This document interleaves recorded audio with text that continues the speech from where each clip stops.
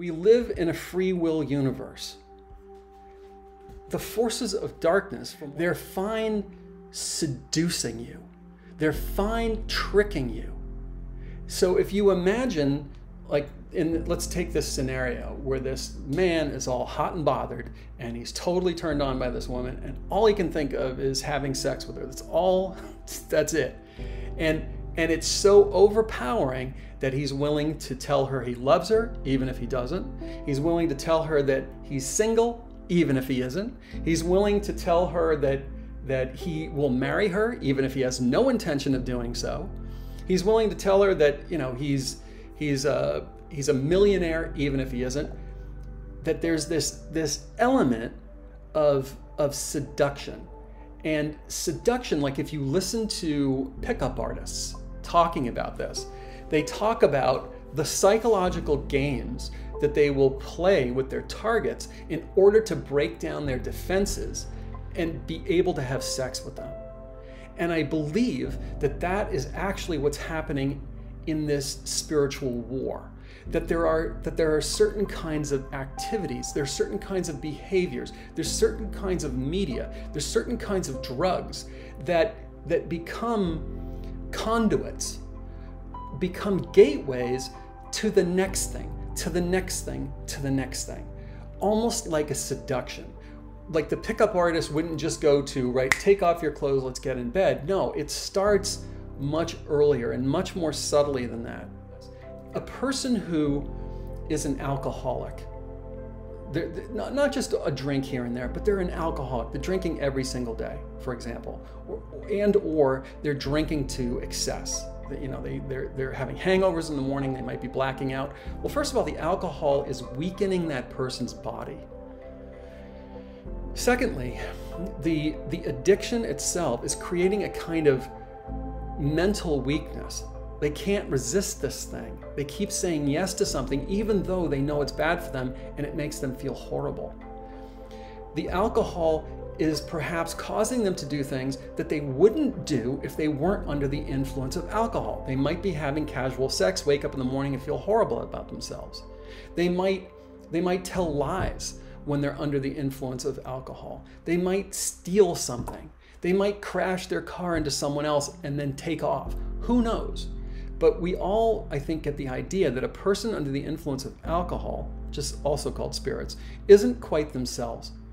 And that this creates a vulnerability to attachment by spiritual entities, whether they're the run-of-the-mill spiritual entities or even a demonic entity.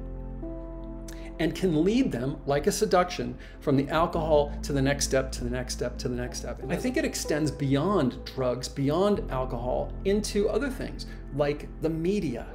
You know, I knew that there were programs about things like cannibalism created as entertainment. What is the effect on a person when they watch these kinds of films, when they watch these kinds of movies? I would say it creates an opening. It lowers their vibration.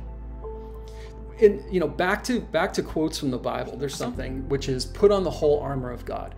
In an energetic sense, that we're not talking about metal, we're not talking about plate armor, we're talking about something else. And I think that it could come down to, are you vibrating at a high frequency, the frequency of love, forgiveness, grace?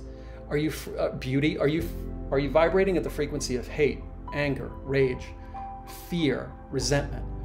Because I think what happens with these different gateways is that it lowers your energetic frequency. And when that happens, you become an energetic match for the figures of the darkness, and you become vulnerable in many ways. Sickness is a low vibratory state. I think putting on the whole armor of God, what that means is vibrating at a high frequency. Vibrating at the frequency of forgiveness, of grace, of compassion, of love of others, love of yourself.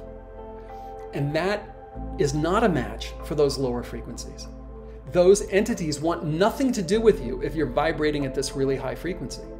How do we navigate these times? How do we protect ourselves? How do we put on the whole armor of God? I would say we vibrate at the highest frequency possible. Now, this could come through prayer, it could come through meditation, it comes through Tai Chi, Qigong, it comes through reading inspirational work, it comes from smiling and laughing, it comes from doing something you love to do rather than doing something that you hate, that you feel like you're forced to do. It comes from veering towards eating food that your body wants and not eating things that give you a momentary jolt of pleasure and then take you down a darker road. And no one has to be perfect at this. It's just like if you thought of the scales, on what side of the scale is the weight, is the predominant weight?